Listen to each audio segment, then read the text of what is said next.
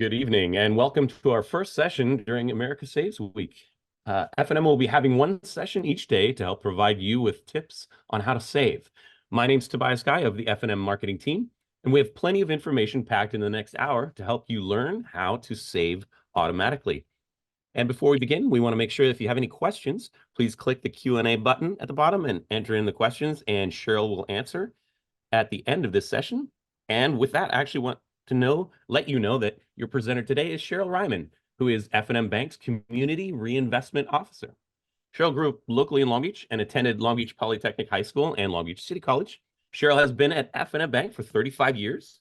And when she's not working, Cheryl enjoys traveling, and her goal is to visit each of the U.S. national parks. And with that, I'd like Cheryl to take it over.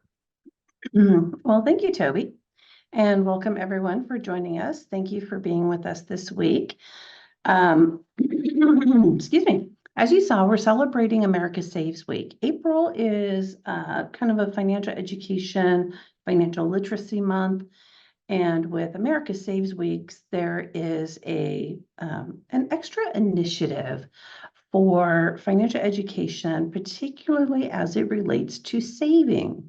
So America Saves is a nonprofit program of the Consumer Federation of America, and it has the mission to increase the financial confidence and stability of all Americans, especially the most vulnerable.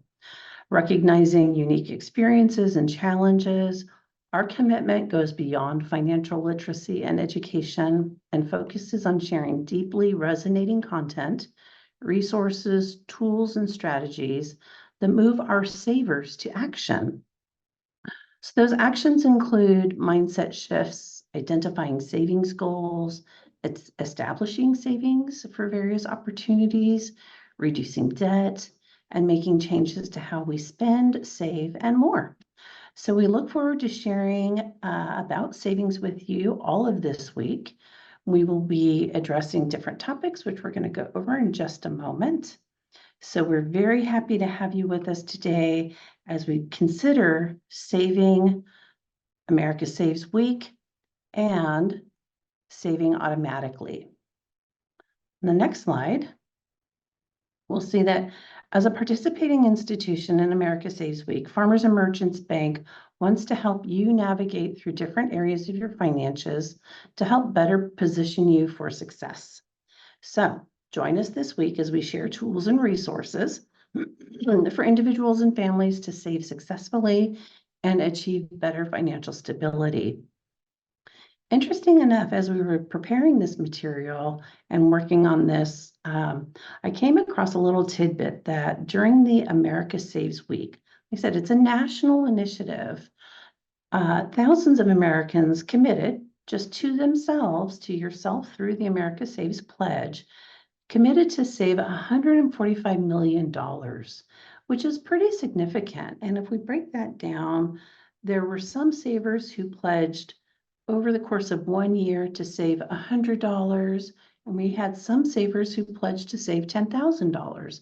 So you can see how that goes from the full range of small savings to much larger savings. So whatever your savings goals are, we're happy to have you with us today. On the next slide, you'll see our schedule for today. Today, we're talking about saving automatically. Tomorrow, our webinar will be at 11 a.m., and we're talking about saving for the unexpected.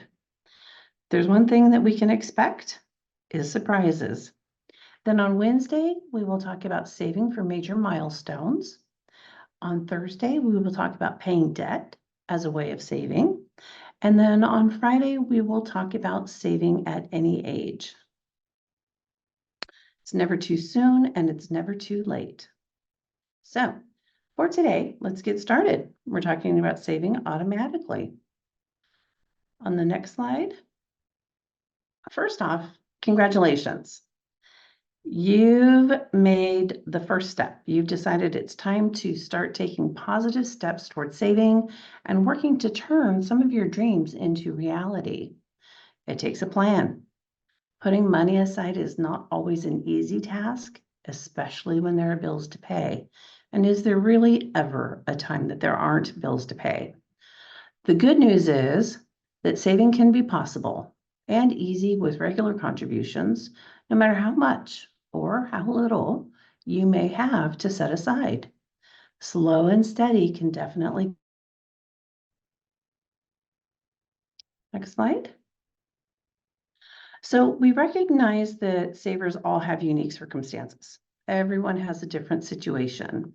And even if you are in a situation that makes it difficult or even impossible to save at this moment, you can at least consider and start committing to do the work by taking control of your finances and becoming more financially stable in the future. And we want to help empower you to make informed decisions now to create positive habits and success in your financial future. So we've broken down 5 steps to make saving simple. With America Saves, do it automatically. And you're going to hear this often over the course of the next 5 days. This is one of the key factors to saving successfully. And there are a couple of different ways that you can do that. Save automatically. If you work and you have payroll, you may be able to split your direct deposit and have a portion of that each paycheck go directly into a savings account every time you get paid. If you can't do that, or you don't want to, with online banking or mobile banking, which I love online banking and mobile banking, you can schedule, if you have your bank account, you can schedule automatic transfers from your checking account to your savings account, or from one savings account to another savings account. You can schedule the transfers to occur regularly to coincide with or soon after your pay dates. The nice thing about that too is you can easily stop them anytime you want to, or you can increase them. I think one of the things that it's important when we're talking about saving automatically is treat it like a bill. Build it into your budget. Build saving into your budget. Even if it's only $5 or $10 a week or $10 a month. Imagine $10 a month for 12 months is $120, which may or may not sound like much, but just keep going because it adds up. Okay, next slide, please. The second part to this is making savings a habit. It's not a destination. It's not once we get to the goal, then we're done, we stop. It's ongoing. This is a lifelong behavior that we need to develop as a habit. Our relationship with money begins when we're very young, and old habits can be very hard to break. Just as an example, someone who rarely, if ever, got new shoes as a child may develop a shoe buying habit as an adult because they have childhood trauma that leads them to that type of behavior.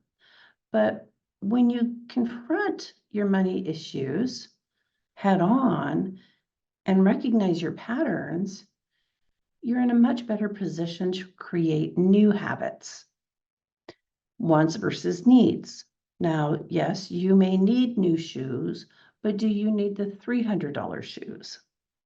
Although we're going to talk a bit more about that later, but recognizing our habits and our purposes is critical in developing a good savings habit. When you make saving a habit rather than a destination, you're not going to hit just let's save for $5,000 and then you can stop, but continue making that a habit. You understand that your success lies in the small decisions, not just once you reach that certain goal.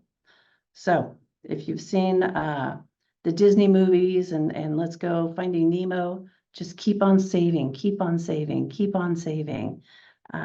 Just keep it going. It needs to be a nonstop activity. On the next slide, we can see that start small and think big.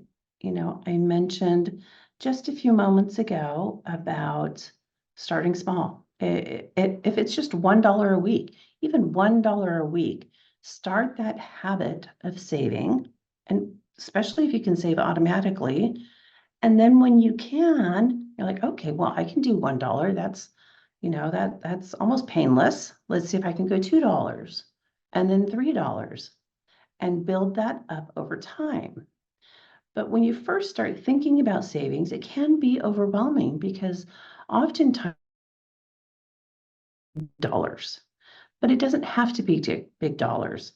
Now, we might be saving for big things that might be a bit intimidating, whether it's college, a car, a house, a vacation, retirement, whatever it might be.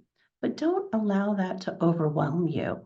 Again, it's okay to start small. Just start. So make your first goal something manageable, like saving for an emergency fund or to pay off the smaller debts that you might have. When you become more conscious of saving, it becomes a much more active goal rather than an abstract, someday is today, right? Start now. After a few months of savings, you'll be on the path to changing your financial life, and you may have already achieved small goals within those first few months, which is kind of exciting because then you get incentivized to, keep going or maybe even think bigger, make it happen. On the next slide, avoid lifestyle creep.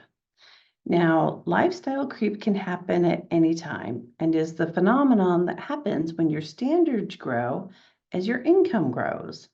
Now, this is not unusual, right?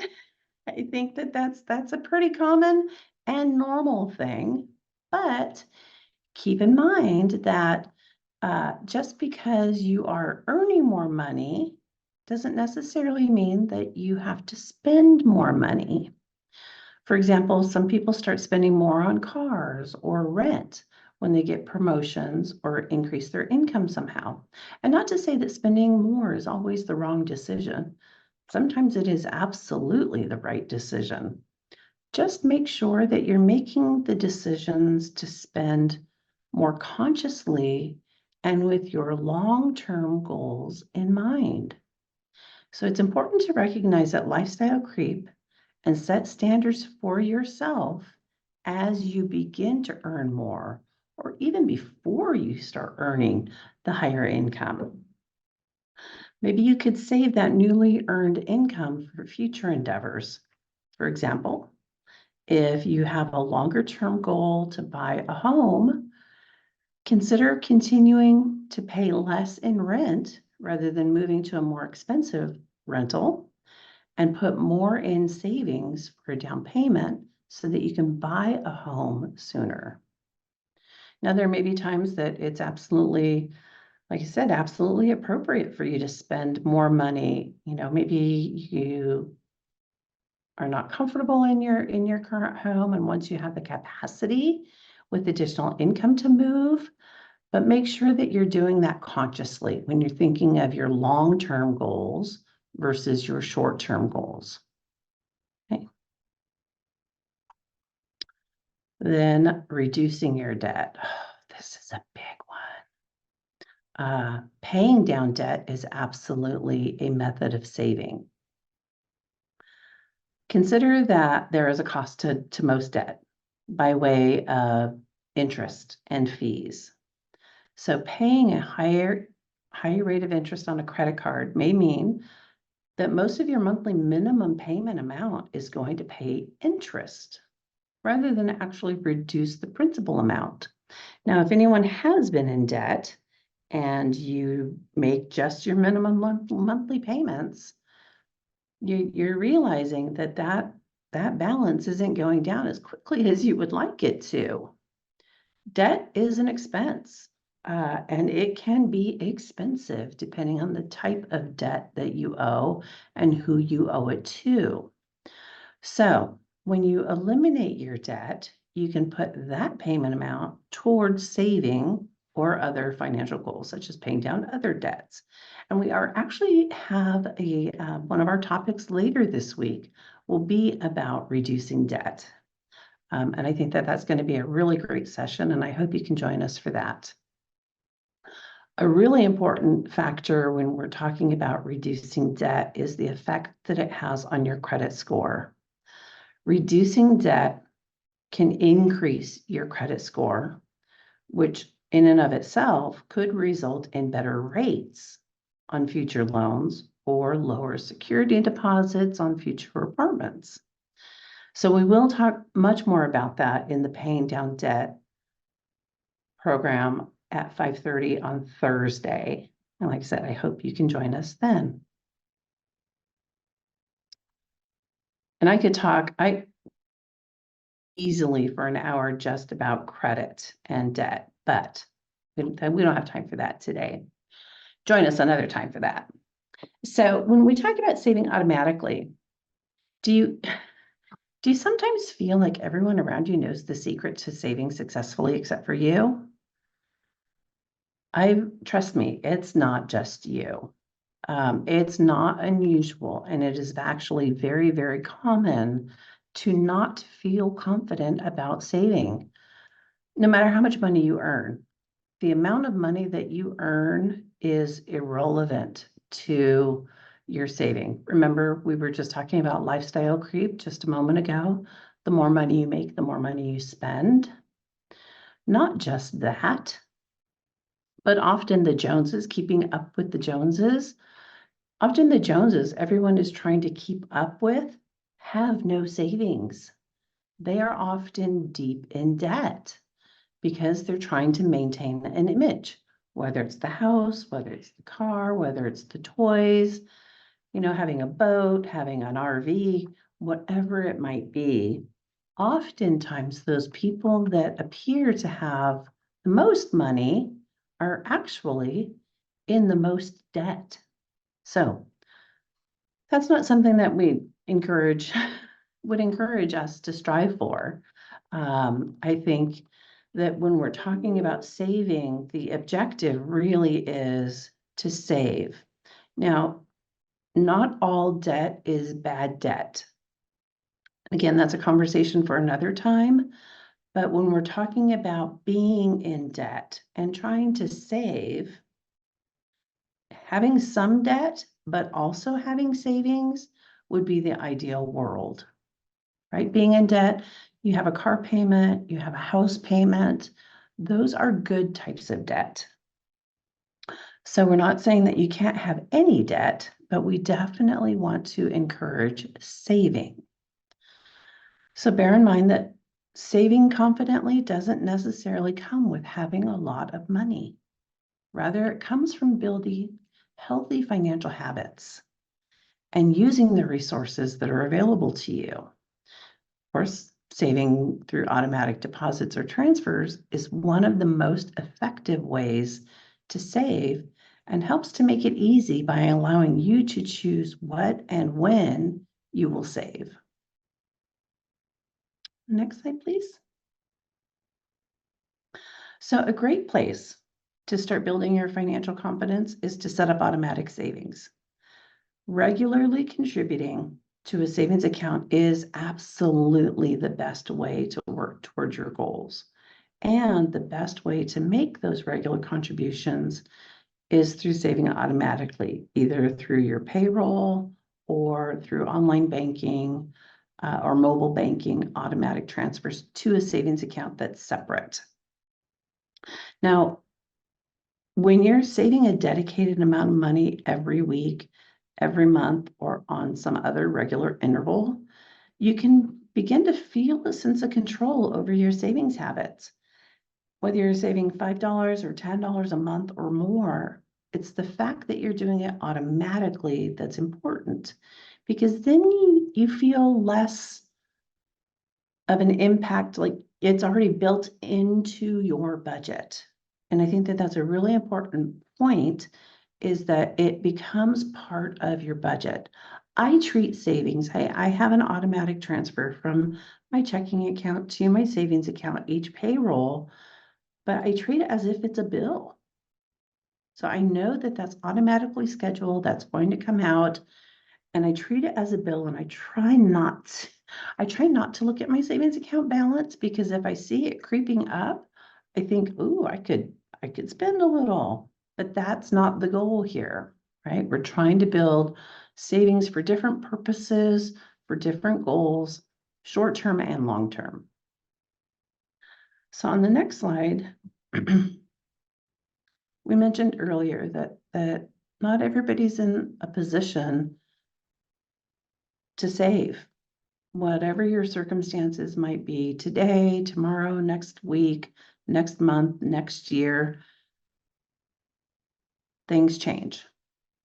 So before you can decide how much you can comfortably save, you need to have a clear idea of where your finances are, where you stand, so you know what you're capable of stashing away. So we start with establishing a spending and savings budget, or spending and savings plan, which is also known as a budget. And we'll talk a little bit about that today. This walks you through the gathering of your financial information like pay stubs, utility bills, mortgage statements, and will help you calculate your income and expenses, as well as setting goals and making a plan to achieve them. So if you have a goal, say to buy a car, you can't just decide on Wednesday that you're going to go buy a car on Saturday. I mean, I suppose there are some people out there who could do that, but I think most of us, that's not the norm. We kind of have to plan on that, on how we're going to finance that. If we currently have a car, are we going to sell it? Are we going to use it as a trade-in? Do we have savings available to do that, which would be ideal? So we have to plan on achieving our goals. We're not going to spend a lot of time today on budgeting, although you should know that there are many, many, many great resources available to help with budgeting. For example, if you search the word budgeting on the CFPB, Consumer Financial Protection Bureau, cfpb.gov website, or the Federal Trade Commission, ftc.gov. They've got a lot of really great resources available for consumers on budgeting, including some worksheets, some, just a lot of the nice thing about those types of documents is it provokes you to think about things that you wouldn't have otherwise thought of as income or expenses. So getting that all down into a workbook allows you then also to identify where your opportunities for improvement are. And sometimes it takes actually putting pen to paper to see that. On the next slide then, we see once you determine the amount that you'd like to start saving, don't worry or get discouraged if it's not as much as you would like to save at first, right? We've got big goals. I want to save $500 a month, but then I work on my budget and my income and my expenses. I just can't make $500 a month happen. And maybe I can't even make $100 a month happen, but that's okay. With America Saves, we say start small, but think big, right? Even small amounts add up over time. We talked about 2 ways to save automatically with a split deposit on your direct deposit. If you work, you can check with your HR department to see if they will allow you to split a direct deposit. So usually when we have direct deposit, it goes to our primary checking account. Well, maybe you could divert 10, 25, 50, $100, whatever your budget allows, have that automatically go to a savings account, separate from your general spending checking account. Most companies, if they offer direct deposit, will allow for more than one account to be set up for direct deposit. And then if not, If you don't have direct deposit or your company won't allow you to split it, you can redirect a set amount into your own account, right? So if we go to the next slide, you can set up an automatic transfer. Now, this is based on the premise that you have a checking account, and I do understand that not everybody has a checking account. We invite you to have a conversation with us following the webinar or another time to talk about if you're interested in opening a checking account. But if you have a checking account, and it doesn't have to be with Farmers and Merchants, although we would love that. If you have a bank account with online banking, and maybe even if you don't have online banking, I know even before online banking, we were able to set it up, but with online banking or mobile banking, you get to set that up. You have absolute control. You don't have to wait for someone else to arrange that for you. You can choose the amount that you want to transfer, and then you can set the intervals at which that would transfer. Do you want it to transfer $5 a week? Do you want it to transfer $10 every 2 weeks? Do you want to do $100 a month? You set the dates for it to occur, and you can do that where it reoccurs automatically, so you don't even have to think about it, right? So most financial institutions' online banking systems allow you to set up automatic transfers with just a few clicks. The nice thing about that is you can turn it off if you need to, or you can change the amount if you need to. So maybe you do set it up for $100 a month, and then something happens and you just can't do it next month. You can cancel it and then reset it to resume once things have righted themselves. And this is what I do. I have 4 grandchildren. And when they each were born, I opened savings accounts for them. But I just set, where I've got $10 out of each of my paycheck go to each of my 4 grandchildren's savings accounts. Now, by the time they turn 18 or whenever I decide to give them the money, it may be later than 18. $10 twice a month over the course of 18 years, I hope that that's going to add up. And the nice thing about that too is the compounding interest factor over the course of time.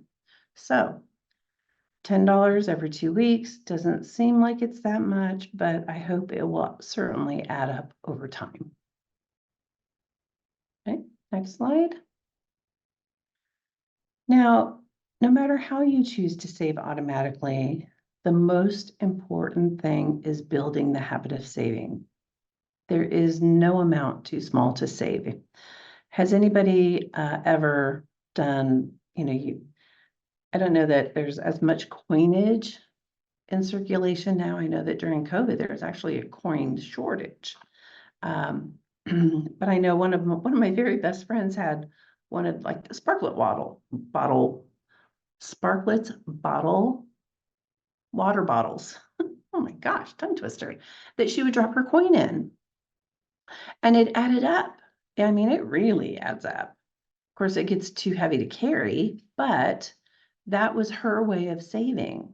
So when she was ready for a larger expense, she would take that and exchange all of those coins for cash or deposit them to her bank account.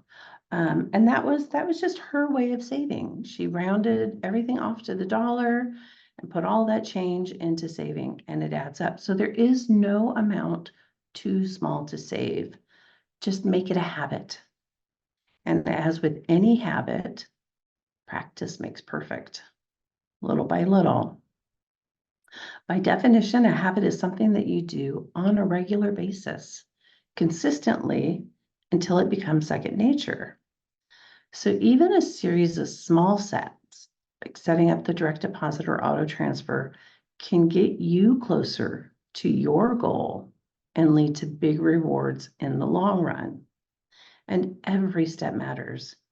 No matter how big or small it feels, the more you do it, the more likely you are to stick with it.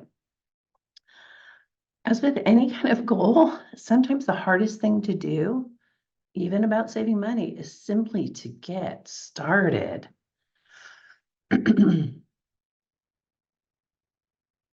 Now, sometimes the smallest things have the greatest impact, like building the habit of saving. And I know for me, I've gone through several, I don't know, endeavors financially, and where saving has been easy and saving has been a little bit more of a challenge. But just remembering to save something is to save something.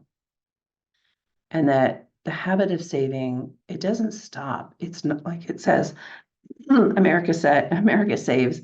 It's really interesting because they have a couple of bylines that they save. And one of them is, saving is a habit, not a destination. We don't stop saving. And again, you're never too early and you're never too old to start saving, depending on what your goals and objectives are. So today we encourage you to do the following. If you haven't already, set up automatic savings, either through your employer or through your financial institution. And then reevaluate the amount that you contribute, the amount that you save. Even if you already have savings automatically occurring, evaluate that and assess whether you have the best possible account for your savings. Now, this could take a little bit of homework. There might be some effort involved in that. And that, shopping around for a savings account, shopping around for a financial institution. It can be a little awkward. It can be a little uncomfortable. It could be a little time consuming. But you'll want to look at different types of savings that are available, whether it's our typical passbook savings account, which, doesn't really require a passbook anymore, but it's still a passbook savings, or whether you're looking at a money market account or a certificate of deposit. And then if you're so fortunate that you have more savings and you want to look at other types of investments, there are certainly a number of options to consider when you're looking at savings vehicles. But definitely do shop around. There are, I can certainly attest to the products and services that Farmers and Merchants offers. And I think it's really interesting because as we were preparing for these sessions, one of the things that I thought of when it was talking about saving small amounts is Farmers and Merchants still offers a Christmas Club account. And I don't know if anybody is familiar with Christmas Club accounts, but they were really popular when I was a teller more than 30 years ago. But before the time of online banking, we would have customers who would come in January and open a Christmas Club account. And it could either be by automatic transfer from their checking account, or they received a coupon book. And the coupon and the payments were scheduled twice a month. And twice a month, however much the customer chose to make the deposits for, the transfers for, would just accumulate in the Christmas Club account. And then in November, the bank would take the balance of that account plus the interest and mail that to the client as a check for Christmas Club, for Christmas shopping. Now we had a number of customers, still do actually, who not only use it for Christmas shopping, but also because property taxes are due in November. So they would use that as a way of saving to pay for their property taxes. So little by little, during the course of the year, they would save their money. And when the checks came out in November, they would be able to either have a little extra money for Christmas shopping or pay their property taxes or whatever else they might want to save a lump sum of money for. So There are certainly a number of different types of options out there when you're looking at or looking to save, but you'll want to make sure that your money is working for you in the best possible way. And whether that's in a savings account, a money market account, a certificate of deposit, or something else, you want to make sure that you're getting the best benefit for that. Okay. On the next slide here, when we're talking about America Saves, I mentioned at the beginning here, we're doing this in partnership with America Saves Week. And America Saves, like I mentioned, is a national initiative, and it actually goes all year long. The America Saves Pledge is a commitment by you for you. And when you make the pledge with America Saves, all that does is identifies that you've set a goal. So you identify what you input your first name, your last name, your email address, and optionally a phone number if you wanted to receive text messages. So you identify what you're saving for, such as emergency fund, vacation, a large purchase, retirement, whatever it might be. Then you identify how much you would like to save each month and for how long to reach your savings goal. And then America Saves will send you text messages or emails that with tips and resources to help keep you on track. I think that anyone that you talk to, whatever your kind of goal you've set for yourself, if you put it in writing, you are much more likely to achieve the goal rather than just abstractly thinking about it. So with the America Saves Pledge, this is your commitment and your written notice of setting that goal. And you'll receive monthly challenges to save, information and advice on how to help you save for your goal. And it's really interesting and engaging.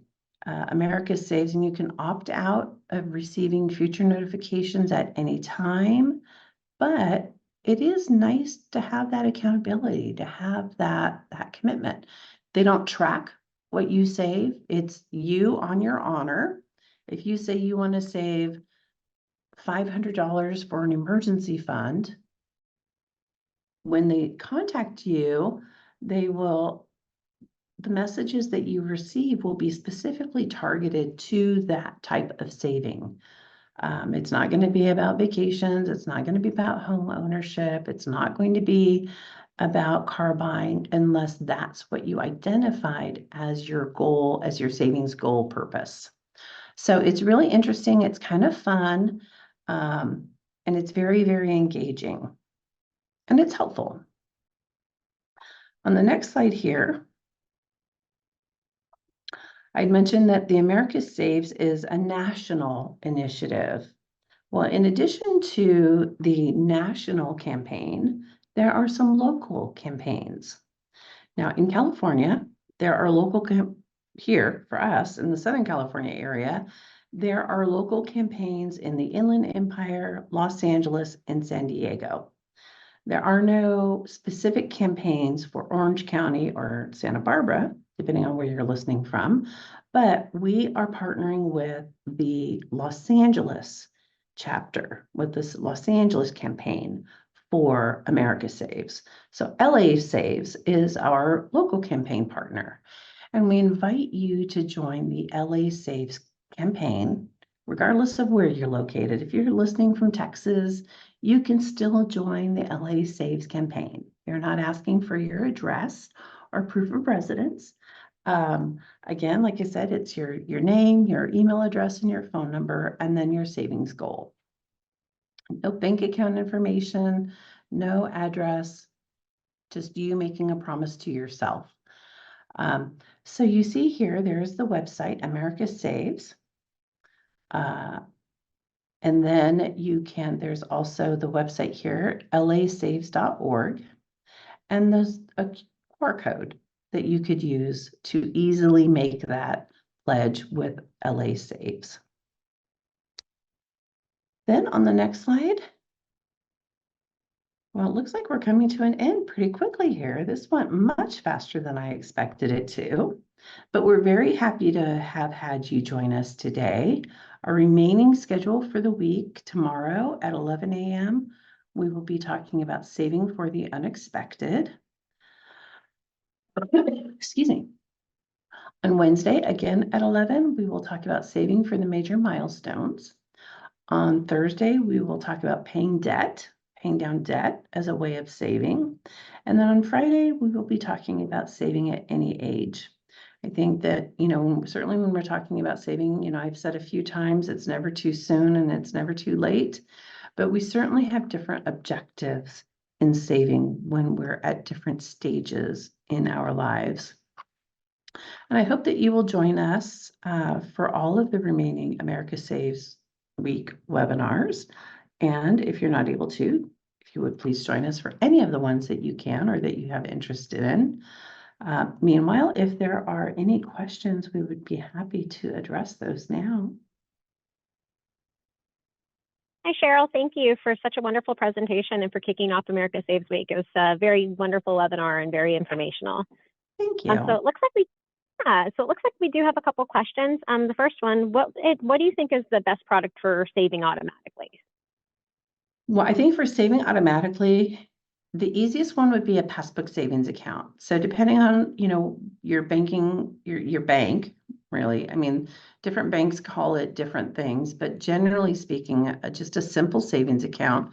And then once you have a lump sum in there, that maybe then you could move up to a different type of savings vehicle, whether that would, like I said, whether that would be a money market savings account. Money markets generally require a little higher balance, as do certificates of deposit. And those all depend on what your short-term and your long-term goals are. So the nice thing about them, you start with a savings account, has a little lower minimum balance requirement but at a lower rate of interest. Now, then you might look up to the next bump in the rates when you're considering that earnings would be a money market. Now, interest rates are not really spectacular at this point in time in our economic environment, but every little bit counts. And depending on how long you plan on having the money on deposit. Are you looking to buy the car? Are you keeping it there for a long time? You're going to be buying a house? Are you saving for retirement? So it depends on the goals, on the saving goals, into what type of savings account you want to have or should have. Of course, if you're looking at something that you're not expected to draw on, you're saving for a house, you're saving money for a down payment for a house. And generally that's a long-term goal. So we're looking at 1 year, 2 years, 3 years, 5 years, even sometimes 10 years. Then you can look at something like a certificate of deposit, because you can make that commitment with a certificate of deposit. You're promising to leave that money on deposit for a specific period of time. And maybe that's 6 months, depending on the term of the account. Maybe that's 1 year. But with that commitment comes a more advantageous rate of interest that you earn on that money. So it depends. I wish there were an easy answer for that, but it depends. It depends on how much money we're talking about and how long you plan on keeping it on deposit. But those are great questions to have with your banker. Absolutely. And then a second one, and I know this is probably a depends on the situation question as well. So if I have $2,000 to put aside, should I use it to pay off my credit card or put it into a savings account? That's a great question. And again, there is no one size fits all answer to this. I think that there are definitely advantages to having that emergency cash available in a savings account. But we talked just a few moments ago about the cost of, and we will talk about it again when we're talking about paying down debt. Having debt, there's a cost. And when we're looking at, I was just mentioning about the rates of interest earning on a savings account, even if you were getting a 2% return on a savings account, my guess is you're paying a much higher rate of interest on the credit card debt. So if you're paying 17% on credit card debt versus earning 2%, you still have a 15% differential. So I would personally, if it were me, I would take at least half of that, $2,000. I would take $1,000 and pay down whatever debt I have that has the highest rate of interest. And I'd probably still want to keep my little emergency fund of $1,000 just to have that handy, just for my own mental health. But that's Perfect. a question. That was a wonderful question. Great job. Great, and that looks like that's all the questions that we have tonight. Thank you everyone for joining us, and we hope to see all of you tomorrow at our Saving for the Unexpected webinar at 11 a.m. If you want to register for that, you can go to fnb.com/webinars, and all of the registration links are on that page. So you can sign up for that webinar or any of the other ones that are listed on the page shared on screen. Thanks again, Cheryl. Have a wonderful night, everyone. All right, thank you very much.